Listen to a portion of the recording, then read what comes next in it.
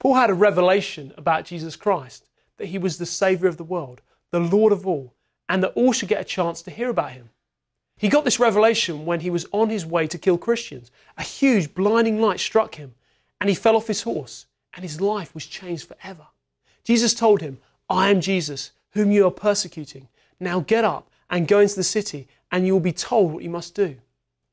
God then told Paul that he would preach the gospel and suffer for it a lot. And that changed Paul forever. Paul accepted this and lived sold out for Christ. His whole life was about being sold out for Jesus Christ. Let me tell you about a conversation with my brother that changed my life, much like Paul's life was changed that day. Me and my brother Paddy grew up in a close family. It was just the two of us. We had such a strong bond. We just loved being together so much that we chose to share a room even though we had a spare. And let me tell you, when the lights went out, evening chat started. Not 20 minutes, but sometimes 2 to 3 hours in a night. It often only stopped when my mum and dad came in and told us to go to sleep. Every regret, every love, won and lost. That's where the bond of the brothers was formed, like no other in the world. And he knows my every regret, every secret, every hope, every dream. Over the years, this is the closest bond I have on this earth. Then a couple of years ago, we were discussing something on the phone. There were some issues, and there was a moment of tension between us and a pause. Then he said to me, "Malk, this reminds me, I've been wanting to talk to you about something which is important and you don't speak about. I've been wanting to talk to you about this for a long time."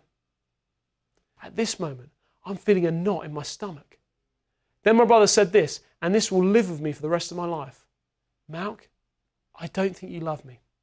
I don't think you love me." He said, with what you believe, and he was talking about people following Jesus going to heaven and people not following Jesus going to hell. You should be telling me every day about this. As it is, you don't really say anything. And in his own words, it just makes me think you don't care about me. And can I say, that conversation almost made me sick for 2 days. That conversation changed my life. I decided there and then there was nothing more important than following Jesus. And not just following him with all your heart. If you're honest with yourself, are you following Jesus wholeheartedly? In Matthew 28:19, Jesus says some life-changing words to his disciples. He commands them, "Go and make disciples of all nations." This command is a command for all of us who are following Jesus today. Are you willing to do anything for Christ? Something me and some friends have done is to think of the worst place in the world that you'd want to go to live and speak about Christ. For me, that would be reaching some unknown people group in a forest somewhere, dying and never being remembered, and then praying that if it's God's will, we would be willing to go to tell people about Christ.